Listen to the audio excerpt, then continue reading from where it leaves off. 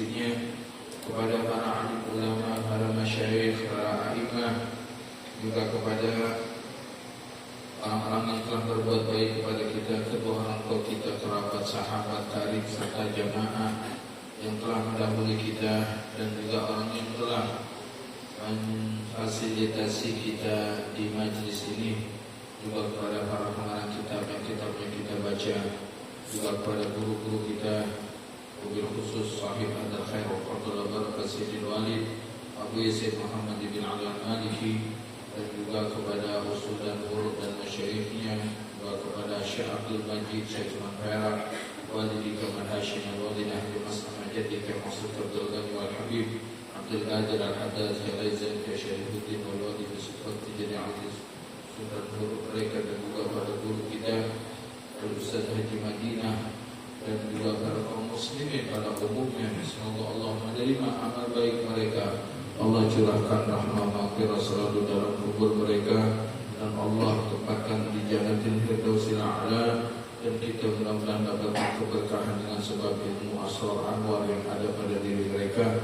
Juga dengan suratul Fatihah, semoga Allah Subhanahu wa taala berikan keberkahan dalam umur kita, keberkahan dalam hidup kita, keberkahan pada anak-anak kita, keluarga, harta, usaha, majlis, dan juga ma'had, serta semua yang Allah berikan, mudah-mudahan barokah. Dan juga dengan suratul Fatihah, semoga Allah sembuhkan segala penyakit yang kita derita, baik yang ada di badan atau yang ada di hati, dari ujub, riya, aksud, sombong, dan juga orang-orang yang kita doa kesembuhan dengan kesembuhan yang sempurna dan secepatnya. Juga dengan suratul Fatihah, yang masing-masing punya hajat, yang masing-masing punya niat, semoga Allah sampaikan niat-niat dan hajat-hajatnya dari perkara dunia dan akhirat. Dan juga kaum muslimin, Allah berikan perlindungan kepada mereka, dan juga Allah Subhanahu wa taala berikan pertolongan pada orang yang sedang jihad di jalan Allah, khususnya saudara-saudara kita di Palestina, di Irak, di Suriah, di Yaman, di negeri kita. Dan juga mudah-mudahan dengan suratul Fatihah Allah Subhanahu wa taala sampaikan kita ziarah ke makam Rasulullah sallallahu alaihi wasallam ke Baitillahil Haram ala hadhihi niyyah wa ala kulli niyyatin salihah wa la nasidil walid wa an la yahfadhu Abu Yazid Ahmad wa ila hadratin Nabi sirril Fatihah. A'udzu billahi minasyaitonir rajim. Bismillahirrahmanirrahim. Alhamdulillahi rabbil alamin. Ar-Rahmanir Rahim. Maliki yaumiddin. Iyyaka na'budu wa iyyaka nasta'in. Ihdinas siratal mustaqim. Siratal ladzina an'amta 'alaihim ghairil maghdubi 'alaihim waladdallin. Rabbi ighfirli wa liwalidayya amin. Bismillahirrahmanirrahim. Alhamdulillahi rabbil alamin. Wassalatu wassalam ala sayyidil amin sayyidina wa maulana Muhammadin wa ala alihi wa sahbihi ajma'in. Subhanaka la ilma lana illa ma 'allamtana innaka antal alimul hakim wa tub 'alaina innaka antat tawwabur rahim. Qala al-muallif rahimahullah ta'ala wa nafa'ana bihi wa bi'ulumihi wa bi'asrari bidaraini amin. Kitabul Haji, kitab tentang haji, at-targhibu fihi, anjuran untuk melaksanakan haji. Allahumma arzuqna ya Rabb. Semoga Allah berikan anugerah kepada kita. Qala ila anqal wa an ibni Umar radhiyallahu ta'ala anhuma qala kuntu jalisan ma'an Nabi sallallahu alaihi wasallam fi masjidi Mina. Hadis dari Ibnu Umar.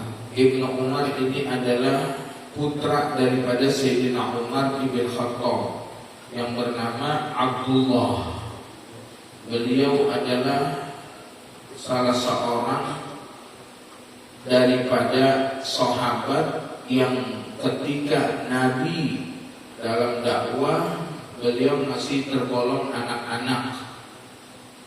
Bahkan Rasulullah meninggal, kemungkinan umurnya sekitar umur yang masih belia, 17-an tahun.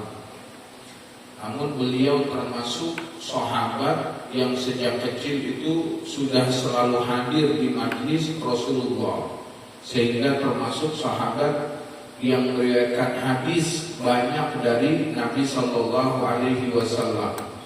Digolongkan oleh ulama, beliau termasuk al-muktsirun. Artinya al-muktsirun, sahabat yang meriwayatkan hadis lebih dari 1000 yang sampai kepada kita. Di antaranya adalah Sayyidina Abdullah ibn Umar. Ya. Dia terkenal juga dengan sahabat yang selalu mencari asar, artinya itu jejak Nabi Sallallahu Alaihi Wasallam. Katanya bahwasanya sahabat yang selalu mengikuti sunnah-sunnah Nabi. Bahkan setelah Rasulullah meninggal, tidak jarang beliau tuh pergi ke suatu tempat yang cukup jauh hanya untuk sembahyang di tempat yang dulu Rasulullah pernah sembahyang di situ. Beliau duduk di tempat yang dulu Rasulullah pernah duduk di situ. Ada Sayyidina Abdullah ibn Umar. Qala, bahwasanya dia berkata, kuntu jalisan ma'an Nabi sallallahu alaihi wasallam. Dahulu aku pernah duduk bersama Nabi Sallallahu Alaihi Wasallam di masjid di Mina, di masjid di Mina. Mina ini adalah salah satu tempat ritual haji yang kita kenal. Di situ ada tempat melontar. Jadi kalau orang nih melaksanakan haji dari hotel, dia ke Arafah, dia wukuf di Arafah. Nanti dari Arafah, ya biasanya ba'dal maghrib dia beranjak ke Muzdalifah. Muzdalifah itu tempat mengambil atau mencari batu. Dari Muzdalifah dia ke Mina. Nah di Mina di situ adalah tempat melontar. Nah jadi ketika orang dari Muzdalifah udah lewat jam 12 malam, mereka melontar. Di situ ada tiang, ada 3 tiang yang dikenal dengan tiang atau jamrah. Jamratul ula, tempat melontar yang pertama. Jamratul wusta, tempat yang di tengah. Yang kedua, Jamratul Aqabah, yaitu tempat melontar yang Aqabah yang paling besar, nomor 3. Kalau orang dari Arafah ke Muzdalifah, dia melontarnya hanya 1 Jamratul Aqabah doang. Yang ketiga pada malam yang dia itu dari Arafah, Muzdalifah, kemudian melontar. Nah di area daripada tempat melontar itu, ya itu di sebelah, ya kalau anak kira sih sebelah selatan. Karena kalau kita nih, kalau masalah nih tempat melontar, kita arahnya ke sana, masjidnya ada di sebelah kanan. Itu Masjid Mina yang dikenal dengan Masjid Al-Khaif, ya, Masjidul Khaif. Nah ini masjid ini dipakainya ini setahun sekali. Ya, rata-rata tuh di sana tuh kalau tempat ini seperti di Arafah ada masjid juga ramainya tuh namanya Masjid Namirah. Namanya setahun sekali kalau musim haji. Kalau lagi nggak musim haji nggak ada sembahyang di situ. Begitu aja masjid yang ini nih, masjid di Mina, yaitu Masjidul Khaif, itu juga begitu. Ramainya setahun sekali kalau musim haji. Nah, mudah-mudahan bisa ke sana insyaallah ya. Nah, amin. Qala fa'atahu rajulun minal ansar wa rajulun min Saqifin. Kemudian datang 2 pemuda kepada Nabi Sallallahu Alaihi Wasallam. Satu orang laki-laki itu dari golongan Ansor dan satu lagi dari orang Saqif. Saqif ini dari Taif. Jadi datang 2 orang kepada Rasulullah, yang satu orang Ansor, satu orang Saqif. Fasallama, maka keduanya mengucapkan salam kepada Nabi SAW. Tsumma qala, kemudian keduanya bilang, ya Rasulullah, wahai Rasulullah, jina nas'aluka, kami datang ingin bertanya kepada engkau. Faqala, maka Nabi bilang, in syi'tuma akhbartukuma bima ji'tuma tas'alani anhu fa'altu. Kata Rasulullah, in syi'tuma, kalau kalian berdua mau, akhbartukuma, saya akan kasih tahu kepada kalian berdua bima ji'tuma tas'alani anhu, engkau datang kepada saya mau tanya apaan, saya kasih tahu. Fa'altu, aku lakukan. Artinya kata Rasulullah, orang ini datangkan kepada Rasulullah, ya Rasulullah, saya datang mau nanya. Kata Rasulullah, ana tahu apa yang ente mau tanya. Kalau ente kasih ente izinin saya mengungkapkan pertanyaan yang kau akan tanya, saya ungkapin, kata Rasulullah. Qala wa in syi'tuma an umsik, dan kalau ente enggak izinin, ya kalau ente enggak, saya aja yang tanya Rasulullah, ya, ya enggak apa-apa, ente tanya. Qala fa'altu, akan aku lakukan, kata Rasulullah. Artinya, ya kalau ente enggak izinin, ya udah ente aja yang nanya. Faqala akhirnya ya Rasulullah. Lalu kata orang itu, ya udah kalau gitu ya Rasulullah, coba kasih tahu kami. Kami ini datang mau bertanya apaan? Kalau ya bahasa kita, coba kalau emang ente tahu, coba Rasulullah, kira-kira apa yang kita mau tanya? Jadi Rasulullah tahu tuh, ya. Rasulullah mukjizatnya tahu nih orang ini mau tanya apa, Rasulullah tahu.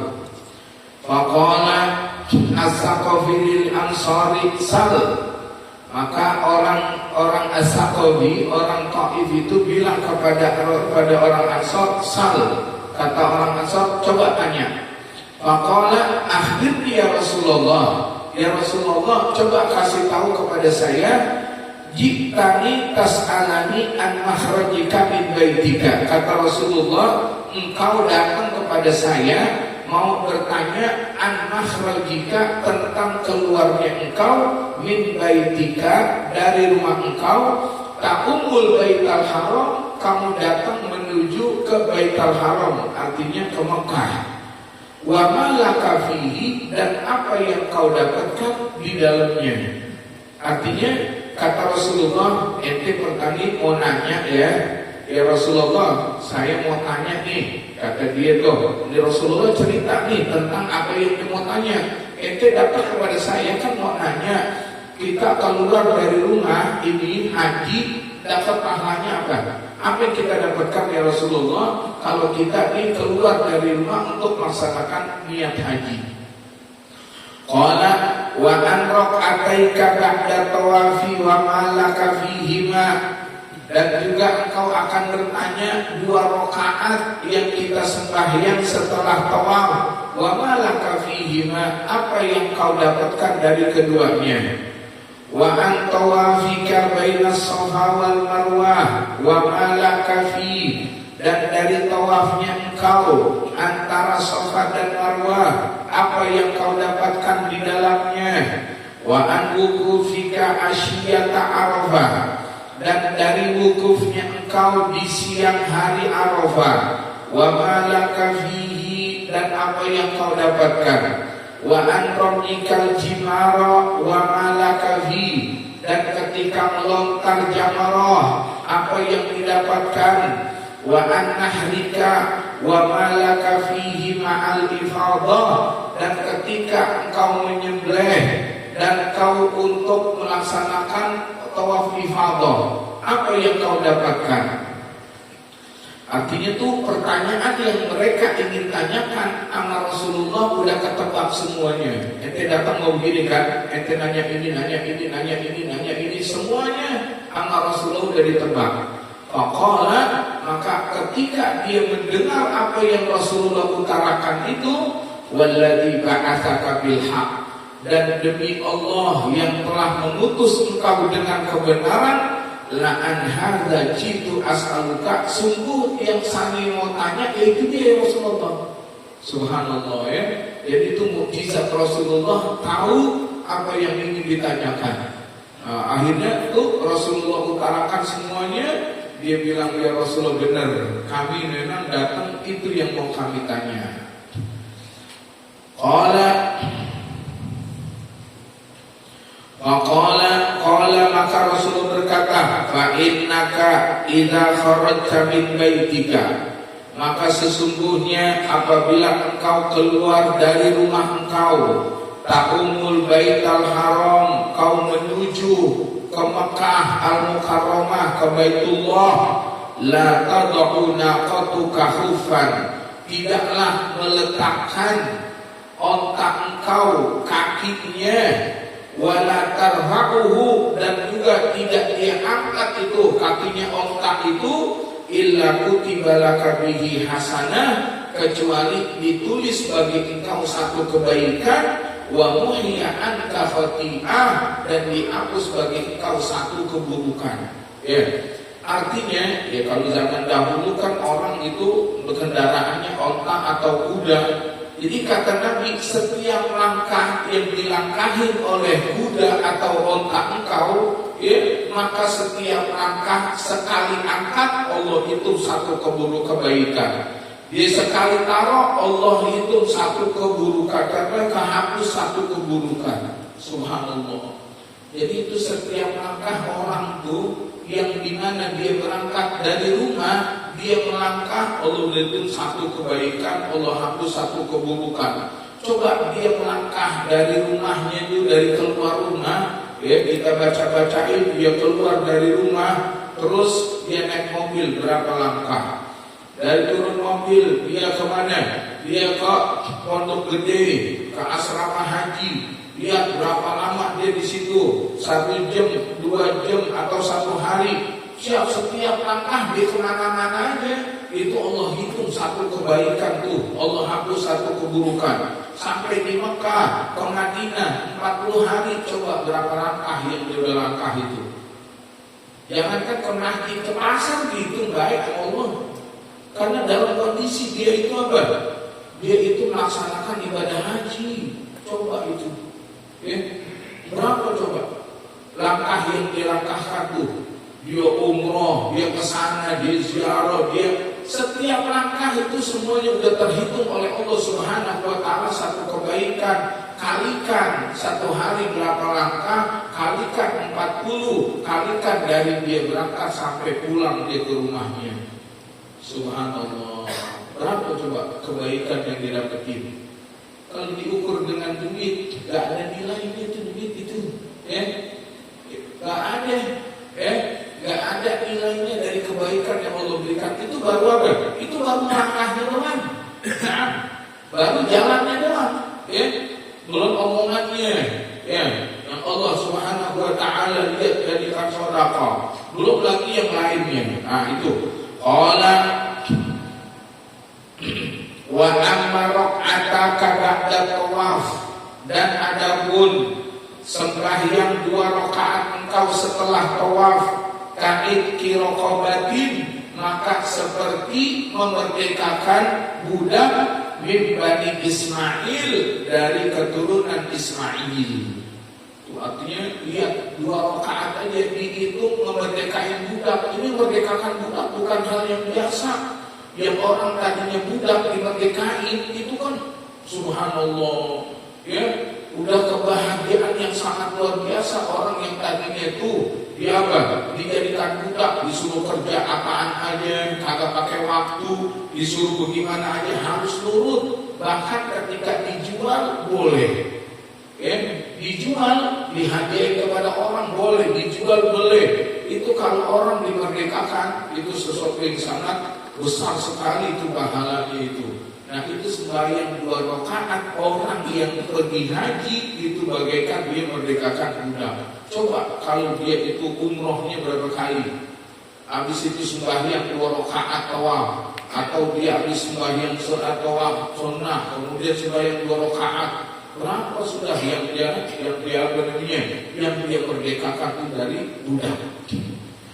Qala wa amma tawafuka bis-Shafa wal Marwah, Dan adapun tawaf engkau, artinya sa'i antara Safa dan Marwah, kait kisab'ina raqabatan, itu bagaikan memerdekakan 70 budak. Allah, lihat kalau dia umroh berapa kali itu, umroh masalah dia selama di sana 5 kali, berarti 5 kali 70, 350 budak itu merdekakan dia. Berapa itu pahala yang Allah berikan padanya? Qala wa amma wuqufuka asyiyata Arafah, dan adapun wukufnya engkau di siang hari waktu di Arafah, fa innallaha yahbitu ila sama'id dunya, maka sesungguhnya Allah Subhanahu wa taala turun ke langit dunia, fa yubahi bikumul malaikah, maka Allah membanggakan kepada kalian itu di hadapan malaikat. Ya, coba kalau ada anak dibanggain sama gurunya di depan wali-wali santri atau di depan wali murid. Ini adalah murid saya yang paling rajin, paling baik. Coba girangnya minta ampun itu anak itu. Orang tuanya girang, dibanggain. Atau juga lihat ketika perayaan ada perlombaan, di anak dapat juara, dilihatin kepada orang semua, dibanggain, girang. Jangan dia juara 1, juara harapan aja sampai sekarang belum dicopot-copot tuh, juara harapan 4 tuh, Tripan Ansir, padahal udah 10 tahun yang lalu itu girang. Orang itu, apalagi di sini siapa? Allah Subhanahu wa taala itu yang banggain orang yang lagi pada wukuf. Banggainnya kepada siapa? Kepada para malaikat. Wa yubahi bikumul malaika. Apa kata Allah? Yaqul, Allah katakan, ibadi ja'uni syuksan. Itu hamba-hamba saya yang datang itu dalam keadaan yang lusuh, min kulli fajjin amik, yang dia datang dari mana penjuru yang jauh. Yarjuna rahmati, mereka datang itu mengharapkan kasih sayang saya, kata Allah, mengharapkan rahmat saya. Walau kanat dzunubukum ka'adabi rabli, kata Allah, sekalipun kalian mempunyai dosa yang sebanyak daripada bilangan pasir. Sampai bisa hitung pasir, coba itu. Pasir bukan 1 truk ini. Lihat ituran pasir yang ada di dunia. Sekalipun dosa ente itu sebanyak hitungan tuh bilangan butiran pasir yang ada di dunia ini, kakak triliator, atau dosanya itu bagaikan tetesan-tetesan hujan. Siapa yang bisa ngitung? Au kazabadil bahar, atau seperti gelembung yang ada di lautan. Ini artinya apa? Artinya saking banyaknya itu Nabi mengkiaskan atau Nabi SAW mengumpamakan dosa yang besar itu, yang banyak itu, bagaikan bilangan pasir, bagaikan tetesan hujan, bagaikan gelembung laut.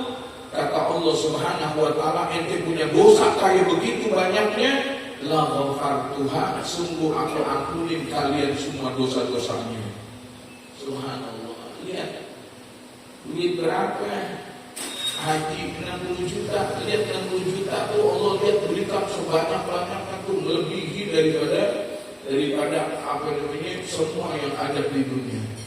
Naam, udah ketika Allah Subhanahu wa taala udah saya ampunin semuanya.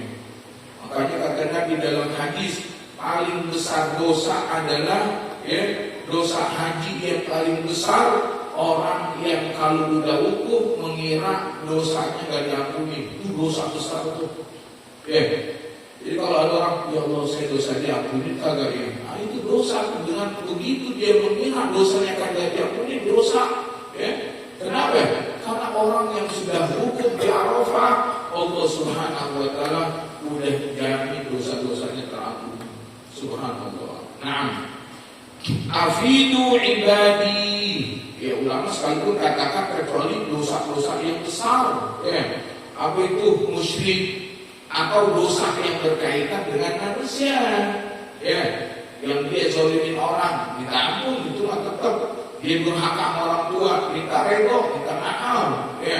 Ini dosa yang berkaitan dengan Allah. Misalnya dahulu dia itu masalahnya suka maksiat kepada Allah, misalnya naudzubillah orang yang pernah khamar atau juga hasil yang di situ tidak berkaitan dengan manusia.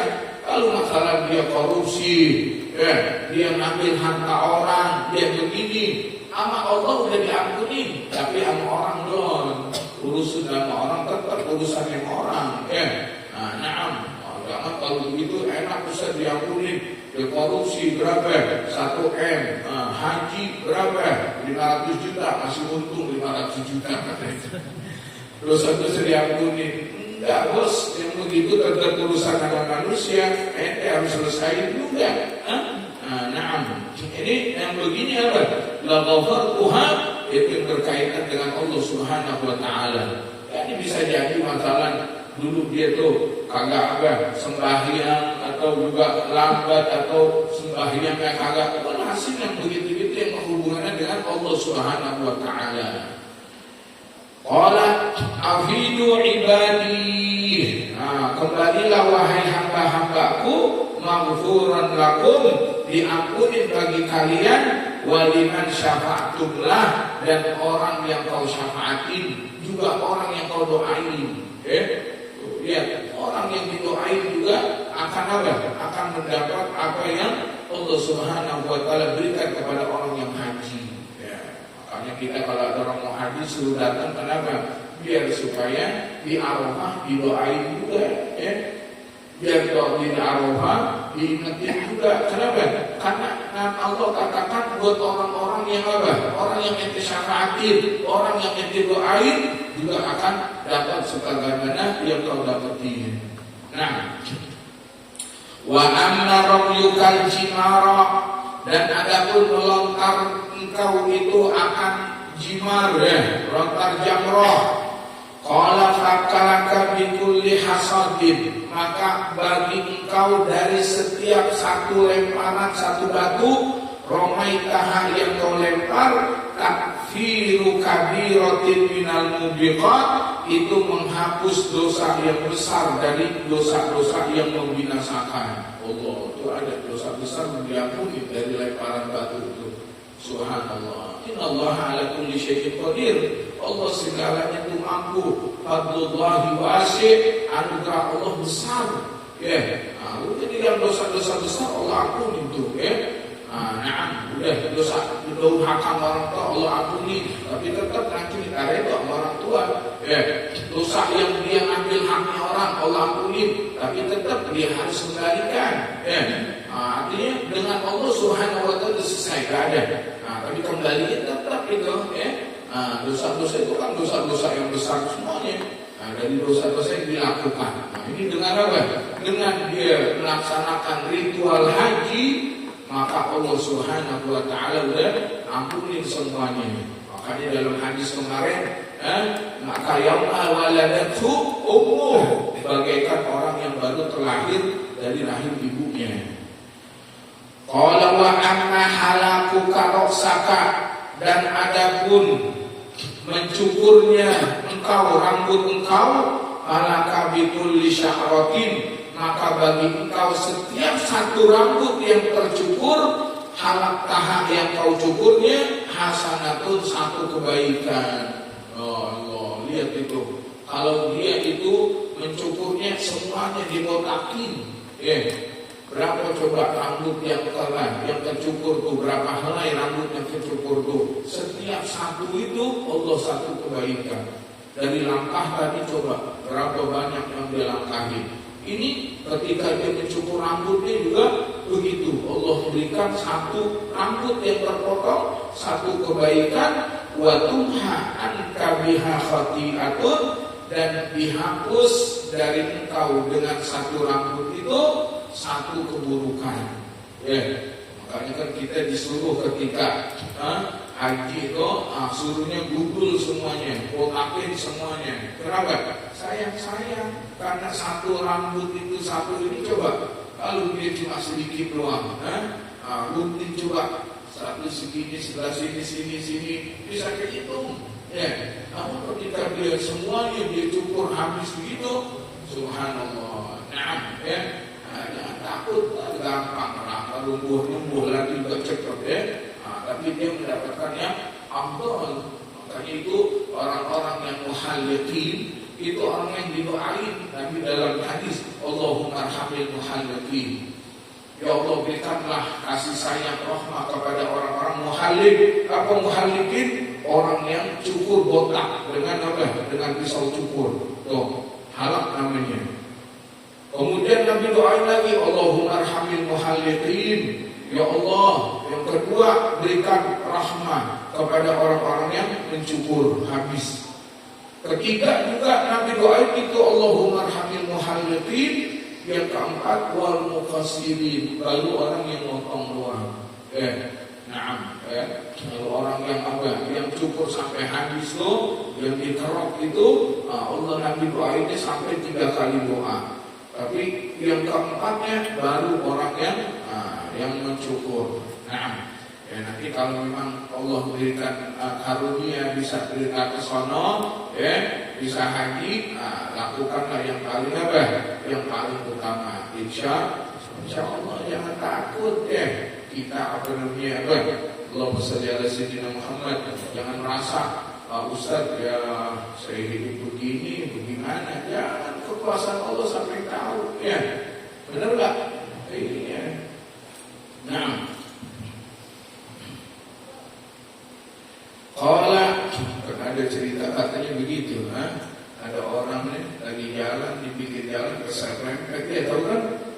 Lagi keserempet, serempet jatuh, begitu akhirnya dibawa ke rumah sakit sama orang yang nyerempet.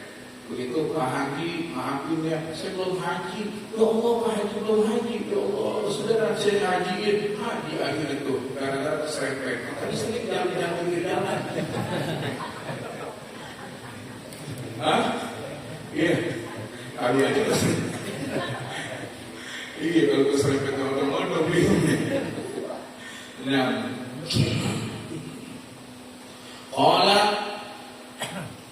wa amma tawafuka bil baiti ba'da zalika, dan adapun tawaf engkau di Ka'bah setelah itu, artinya setelah semuanya ini, setelah dia Arafah, ke Mina, ini semuanya yang di sini adalah tawaf ifadah, ingin pulang. Qala fa innaka tatufu, maka bahwasanya engkau tawaf wala dzambalaka, udah kagak ada dosa itu. Subhanallah ya. Jadi dari rumah dia jalan semuanya itu lihat bagaimana, kemudian dia Arafah bagaimana, kemudian dia di Mina, dia melontar, kemudian dia ini semua. Begitu mau pulang kan ada nama tawaf ifadah. Kata Allah dan Nabi SAW, ketika ente mau tawaf untuk pulang, wala dzambalaka, ente tidak ada dosa. Subhanallah. Ya'ti malakun, datang malaikat, hatta yadu'a yadaihi ba'da kaififaika, dan malaikat itu meletakkan kedua tangannya di atas pundak engkau, fayaqulu i'mal bima yastaqbil faqad ghufira laka ma madha. Malaikat bilang, udah ente mau ngapain aja terserah dah, karena dosa-dosa ente udah diampuni semuanya. Subhanallah. Cuma kita gak dengar aja. Jadi ketika selesai tawaf rukun, tawaf ifadah, malaikat itu megang bisikin sama kita. Itu mau ngapain aja bebas. Itu udah diampuni dosa-dosa itu semua.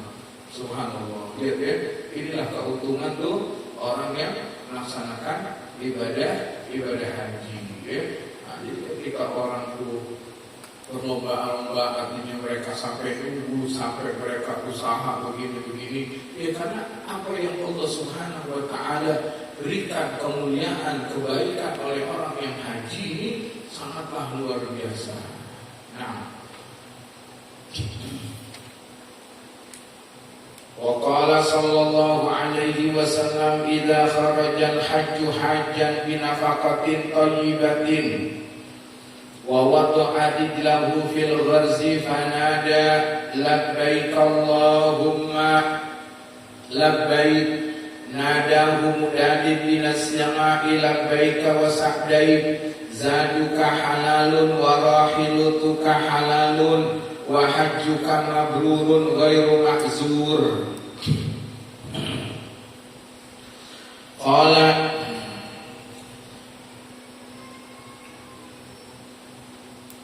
wallahu a'lam sendiri, agak panjang ini hadisnya. Betul malam ini anak ada ini juga acara juga ya. Kita baca kita apa kita fikih. Wallahu a'lam bishawab.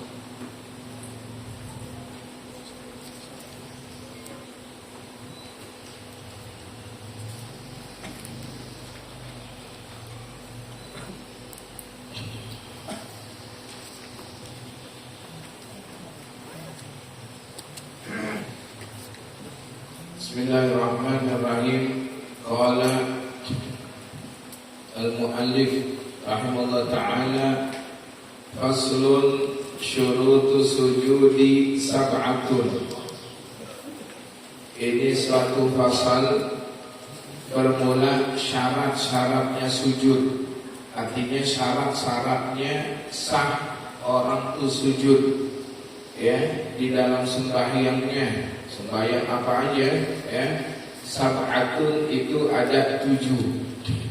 Artinya kalau orang dia sujudnya kagak sah, ya maka tidak sah juga sembahyangnya. Oh, sujudnya kagak sah ya, karena sujud itu merupakan rukun daripada rukun sembahyang.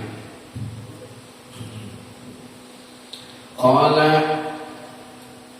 al-awwalu ayyasjuda ala sab'ati a'dha'in. Yang pertama bahwasanya orang itu sujud dengan 7 anggota. 7 anggota badan ya, 7 anggotanya. Nah, di mana 7 anggota itu adalah 2 ya, atau dari jidat kita hitung ya. Jidat, 2 tangan, 2 dengkul, 5 sama 2 kaki ya. Nah ini ketika dia ya sujud dengan 7 ini, maka tidak boleh orang itu ketika sujud tidak dengan 7 anggota ini. Dan juga nanti akan akan dijelaskan ya, ketika dengan tangan apakah boleh tangan itu belakangnya begini ya, atau juga dengan satu tangan boleh apa kagak ya. Nah, kemudian juga dengan jidat, apakah jidatnya itu harus semuanya? Nah, ala kulli hal, jadi 7 anggota ini harus melekat di tempat sujud ya.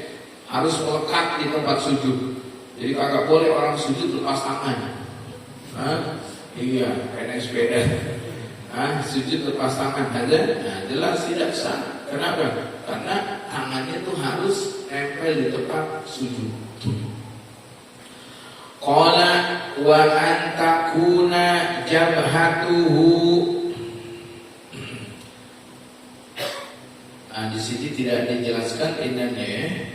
Jadi bahwasanya dengan 7 sujud itu, ini dengan tangan tuh, dengan asabi ya, butunul asabi. Artinya itu dengan tangan butunul asabi, artinya yang putihnya daripada tangannya. Tuh ya.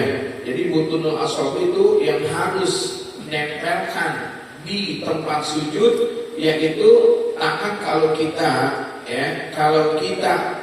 tetap berdua ini kita gabungin, yang kagak kelihatan ini namanya butunul asabi. Jadi ketika orang dia sujud itu harus salah satu daripada ya jarinya yang tertutup tadi itu harus kena. Jadi nggak boleh kalau orang sujudnya begini nih, ya sujud dia yang diletakkan belakangnya nggak boleh. Begini juga nggak boleh, ya. Kenapa? Karena ini bukan butunul asabi, ya. Jadi sujud itu dengan butunul asabi. Jadi dengan apa? Dengan yang hitam daripada telapak, yang putih daripada telapaknya. Yang kalau digabungin satu, yang kagak kelihatan, ini namanya butunul asabi. Nah ini namanya kelihatan bibirnya itu masih kelihatan kalau kita jadiin satu. Yang kagak kelihatan kan dalamnya nih. Nah ini yang harus kena ketika dia sujud. Jadi harus gini, harus dia tempelin nih. Sekalipun satu, misalnya nih satu nih, karena juz'un bagian daripada butunul asabi. Jadi orang ini sujud begini, ada sah dibandingkan dia sujud begini atau dia sujud begini, ada nggak sah? Lebih baik dia sujud begini dibandingkan begini, semuanya dia taruh. Ini tidak sah. Kenapa? Karena tidak meletakkan butunul asabi. Dan yang harus diperhatikan lagi, ini kaki tuh, kaki itu juga begitu. Kaki itu yang harus ditempelkan adalah butunul asabi. Banyak orang kalau sujud tuh kakinya begini. Kalau mungkin dari pertama nih, kalau sujud pertama mungkin karena dari berdiri, mungkin dia langsung begini. Nah, tapi ketika dia duduk antara dua sujud, ini ketahuan tuh orang tuh mengerti tentang fiqhus shalah, pengetahuan sembahyang, dia ngerti apa kagak itu kalau sujud di sujud yang kedua. Kenapa? Karena terkadang orang sujud kedua habis duduk antara dua sujud, begitu sujud kedua kakinya tuh gak didiriin. Ada nggak sah tuh? Nggak sah. Nah, kalau orang yang sujud begitu, maka ada terkadang tuh kalau sembahyang di mana tempat nih, di tempat umum tuh, ini pengen ngikutin dengan orang yang sembahyang. Pertama yang dilihat itu bagaimana kalau bacaan kalau nggak ketahuan bacaan ini, kalau kagak ketahuan bacaannya, kalau sembahyang dohor, kalau ketahuan bacaannya mah, kalau dia baca masalah bismillahnya berantakan begitu, udah deh, kita nyari kemana dulu dah, biar dia selesai dulu dah. Karena kalau kita sembahyang di tempat lain takut fitnah, dia sembahyang ini dulu gitu sembahyang selesai dulu baru dah. Kalau kedengeran memang gitu. Atau kalau orang yang sembahyang dia pakai celana, pakai baju atau kaos, lihat ketika sujud, kalau kelihatan belakangnya begini, udah dah. Karena apa? Karena itu aurat, nggak ikut yang begitu.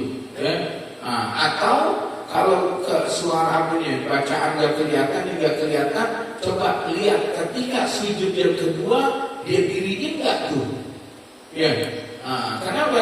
Karena kalau dia diriin, berarti dia mengerti nih bahwasanya anggota sujud itu ketika dia sujud maka kaki itu harus berdiri, yang kena itu adalah butunul asabi nih, yang ininya, yang putihnya. Tapi kalau dia lekuk begini, ini nggak mengerti fiqhus shalah nih, nggak mengerti tentang fikihnya sembahyang. Kenapa? Karena yang namanya sujud itu harus dengan anggota, dan ketika anggota itu kaki itu seperti tangan, itu butunul asabi. Kalau dia begini nih, kan banyak tuh dah. Kalau orang lagi sujud yang kedua itu, nah itu kan habis duduk antara dua sujud kan kakinya tuh begini nih, kan? Begitu sujud, ya udah langsung aja begitu juga. Itu nggak benernya. Itu tidak sah sujudnya tuh. Yang contoh ini, nggak apa-apa ya. Nih, orang kan, ini kalau habis rakaat ini kan dia duduk begini nih, habis rakaat, habis dia sujud pertama. Kalau sujud pertama mungkin dia pasti berdiri begini, karena dari posisi berdiri, nih posisi berdiri, dia sujud otomatis tuh masih akan berdiri begini tuh, kelihatan nggak kakinya, kan kelihatan tuh nih, posisi begini. Nah ketika dia bangun dari sujud kan kadang duduk begini. Nah ini kalau dia sujud begini nih, begini, itu orang nggak mengerti fiqhus shalah nih. Kenapa? Karena sujudnya begini nih. Orang yang mengerti fiqhus shalah ketika sujud tuh gini, ini karena kalau ada orang sembahyang begini nih, nggak diikut tadi. Kenapa? Karena nggak paham dalam cara sujud. Jadi kakinya tuh paham Nah, itu merupakan salah satu daripada syarat sahnya. Syarat sahnya sujud. Nah.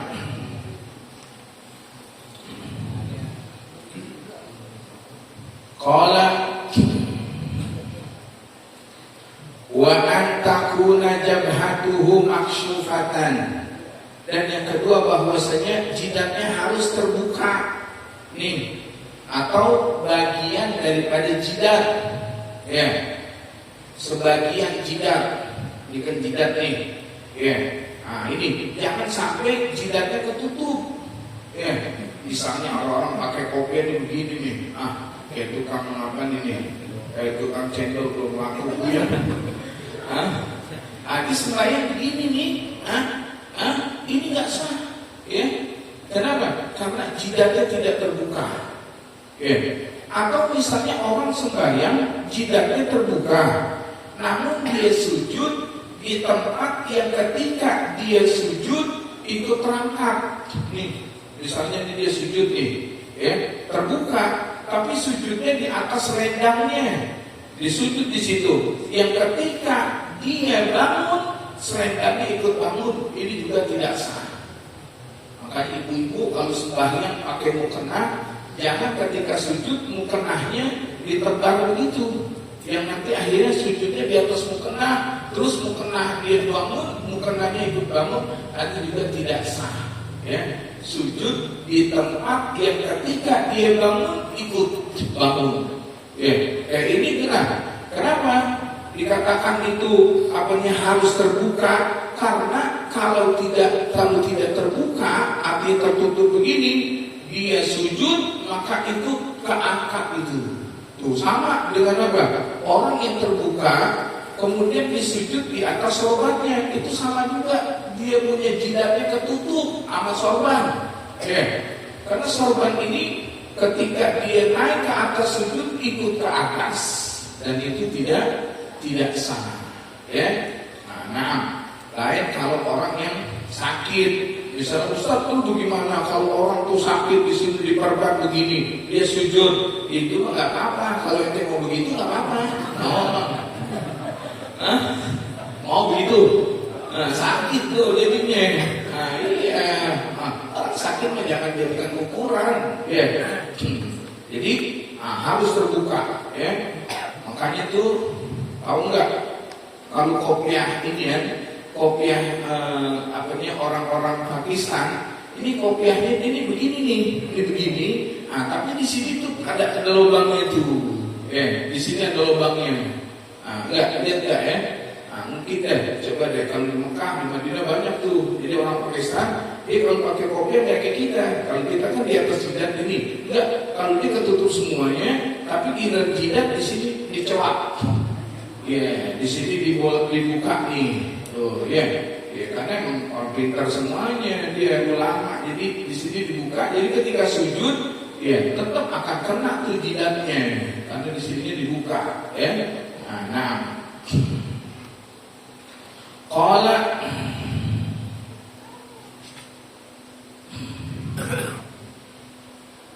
Qala at-tahammulu bi ra'sihi, bahwasanya dia tekankan dengan kepalanya. Itu artinya ketika sujud, palanya itu dia tekan. Yang sekira-kira kalau dia sujud di atas kapuknya itu jedok, turun. Jangan orang sujud cuma gini doang. Yang kira-kira kalau masalah duduk di sujud, palanya ditaruh di adonannya rata, nggak berubah sama sekali. Itu nggak sah. Jadi harus ditekan. Harus ditekan ketika sujud, jangan cuma nempel doang. Yang kira-kira kalau ditaruh di situ atau dia sujud di atas bantal, maka bantalnya itu cedok begitu. Jadi maksudnya apa? Tekan kepalanya ketika sujud. Qala wa adamul huwi'i li ghairihi. Yang keempat, jangan dia turun karena selain mau sujud. Misalnya nih, dia nih, yang benar gimana? Ketika dia i'tidal, terus dia sujud, emang dia niat mau sujud. Jangan orang tuh dia sujud, lagi berdiri gini, tidak, terus sama temannya didorong, udah mau jatuh, itu sekalian sujud dah. Ada nggak sah? Kenapa? Karena nggak ada niat untuk sujud. Karena begitu dia didorong mau jatuh, udah dah sekalian sujud. Emang lagi mau sujud sekalian, ada nggak sah? Jadi harus ada niatan. Ada niatan mau sujud. Jadi jangan sampai ketika dia sujudnya karena sesuatu. Wa alla yasjuda ala syai'in yataharraku biharakatihi. Ini dia. Dan bahwasanya jangan dia sujud di atas sesuatu yataharraku, yang sesuatu itu bergerak biharakatihi, dengan geraknya dia. Tuh ya. Jadi jangan dia sujud di atas tempat yang kalau dia bangun ikut bangun. Kayak tadi tuh, ya. Dia duduk sujud di atas rendang begini, terus dia sujud di atas ini. Begitu dia bangun itu terangkat, ada nggak sah? Atau ibu-ibu juga pakai mukena, dia sujud di mukena, ada juga tidak sah. Atau enggak di mukena, dia sujud di tangannya. Nih, tangan gini ditaruh di atas, dia sujud di tangannya tuh. Tangannya begitu dia bangun ikut bangun otomatis, ada juga tidak sah. Dia sujud di suatu tempat yang ketika dia bergerak ikut naik ke atas juga. Kecuali kalau masalah sorbannya panjang. Sorbannya nih dia pakai sorban ini berapa? 6 meter. Pakai 6 meter. Ketika dia berdiri panjang nih, terus dia sujud di atas ini. Ketika dia berdiri nggak bergerak, tetap ada gitu kayak sejadah. Maka itu dibolehkan, nggak apa-apa. Kenapa? Karena sekalipun di atas sorbannya, ketika dia bangun sorbannya tetap masih ada di situ, di tempat dia sujud. Qala as-sadisu irtifa'u asafilihi ala a'ali, lebih terangkat belakangnya dibanding atasnya. Maksudnya belakang itu nih bokongnya, atasnya adalah kepalanya. Jadi ketika sujud itu begini, jangan sujud sembahyang di mana? Di tangga, giliran sujud ke atas. Itu kan lebih lebih tinggi kepalanya dibanding ini begini sembahyang sujud gitu, atau anak sempit begitu di sembahyang di pas-pasan begini sujud di atas tembok begini, kayak pesawat mau terbang. Ini nggak sah. Kenapa? Karena lebih tinggi kepalanya dibanding ini, jadi mesti gini. Orang saking penuhnya begitu terus bayang sujudnya di bokongnya orang, di belakang orang dia sujud gitu, tidak sah. Qala wa tama'ninatu fihi, dan ketika sujud ada tama'ninah. Jadi jangan langsung sujud, dia dulu yang kira-kira ukuran subhanallah, paling kagak segitu. Jadi jangan taruh langsung bangun. Enggak, subhanallah, kira-kira ukuran subhanallah baru dia bangun. Qala khatimatun a'da'us sujudi sab'atun, bermula anggota sujud itu ada 7. Al-jabhatu, yang pertama jidat, wasani wasalis, yang kedua dan ketiga butunu asabiil kafain, butunu asabi nih. Apa itu butunu asabi? Artinya perut, perut tangan, perut jari. Mana yang dikatakan perut itu? Perut itu yang ketika kita gabungkan dua tangan kita, ini yang kagak kelihatan, ini namanya butun. Jadi kalau dia sujud dengan berdiri begini, maka tidak sah, karena bukan termasuk butun. Jadi harus begini. Sekalipun dengan angka 1, orang dengan 1 begini aja sah, dibandingkan dia dengan begini atau begini semuanya. Karena dengan butunul asobe. Warabi'u wal khamisu ar-rukbatan, yang keempat dan kelima yaitu 2 lutut. Nah, jadi jangan orang tuh dia sujud lututnya diangkat. Nah, iya, lututnya di dengkulnya dia kagak tempelin, ada nggak sah. Wasabiu wasabiu butunu asabiir rijlain. Ya, yang keenam dan ketujuh perut, jari kaki yang kayak tadi tuh. Jadi mesti nih, jadi nggak boleh begini sama dengan tangan. Ya kalau dia sujud begini, ya sama dengan ketika dia naruh kaki juga nih, ya dia deseng-sering begini, ada tidak sah. Nah. Qala faslun tasydidatu tasyahudi isna asyara. Tasydid yang ada dalam tasyahud ada 21. Ini juga harus diperhatikan. Jangan orang main at-tahiyatul mubarakatuh salawatu thayyibatu lillah assalamu alayka. At-tahiyatul mubarakatuh salawatu thayyibatu lillah. Assalat at-tahiyatul mubarakatuh salawatu. Ada nggak ada tasydidnya? Harus, karena itu merupakan rukun daripada rukun sembahyang. Nah, nanti kita akan bahas insyaallah tasydid yang ada di dalam tasyahud. Wallahu subhanahu wa ta'ala a'lam bishawab.